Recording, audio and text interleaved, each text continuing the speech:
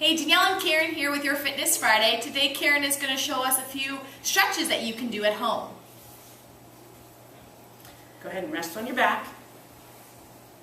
It's been requested that I show my hip opening sequence. It's what I do in the gentle yoga and the stretch and relaxation. So all you need to do is rest on your back. If you need a pillow under your head, get a pillow for comfort. And then you need a strap. So you can have a yoga strap or anything works. Tie, bathrobe tie. We're going to start out, we're going to do everything on one side, and then you're going to repeat the stretches on the other side. So we're going to start on the right side, bring in your right thigh up and into your chest. You can hold underneath of the knee or on top of the shin, whatever works a little bit better for your knee joint. Relax the shoulders and work on your breathing. You got to breathe into the stretches. Long, slow inhales, long, slow exhales. We're going to do a little shortened version of it today, but you would want to hold it for like 6 breaths if you have the time. Circles is up next. You can cup your kneecap and draw circles into the hip socket. This kind of lubricates the hip socket joint and creates some synovial fluid. Clockwise and counterclockwise. When you're circling, you can even go a little bit larger, increasing the range of motion. Our next stretch is our very famous number 4 stretch, where you cross the right ankle over onto the left thigh. You can take your right hand and press the thigh out to feel the stretch in the piriformis, in the butt muscle. If you want a deeper version of this stretch, you'll reach behind your left thigh. You could even use your strap. Your strap just gives you longer arms.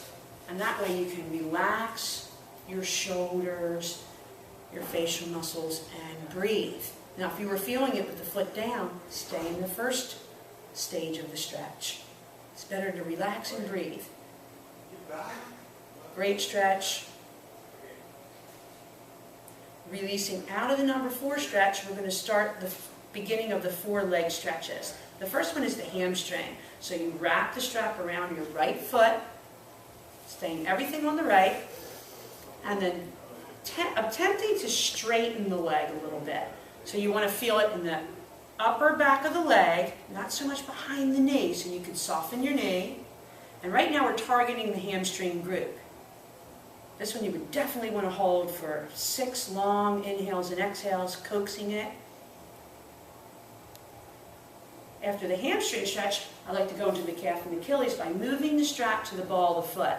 A little bit straighter on the leg on this one if you can, and you're using the strap to pull the toes towards the nose and the heel to the ceiling. Definitely she's feeling it in the Achilles and the calf muscle. Breathing. Breathing helps the muscle to relax. It's the mind-body connection. Don't hold your breath. From here we're going to do the inner thigh adductor. The strap goes back to the middle of the foot, holding onto it with your right hand. Both ends of the strap in the right hand. You're going to let the leg float out to the side. Now we don't want our hips to turn to that side. We want the hips level. So you can actually take your left hand and put it on the left side of your hip to keep yourself level in the pelvis area so that you're really feeling a great stretch in the inner thigh adductor. Press the heel away and try to bring the toe in a little bit and breathe. Inner thigh. Next up is your outer thigh. Both ends of the strap in the left hand. Left leg goes out straight to get it out of the way. And you're going to cross the right leg over. You want to stack those hips. So you can go ahead and let that buttocks lift. You're going to try to keep your right shoulder down, even getting a little twist. And again, we're attempting to get the straight leg. If it's behind the knee, then you can soften the knee. IT band stretch, outer thigh. From here, we're going to roll completely over onto our left side, the side lying position, and bring the strap back into your right hand. And the leg is going to come behind you for the quadricep psoas, hip flexor stretch. So if you can, now if you just want to hold on with your hand, you can do that. If you want to use both hands behind your head, cradling your head, and you're going to press your pelvis forward and squeeze the heel into the bum. Feeling a great stretch in the front part of your leg, your quadricep, and then also into the psoas hip flexor grip. Breathe. These large muscles need that oxygen.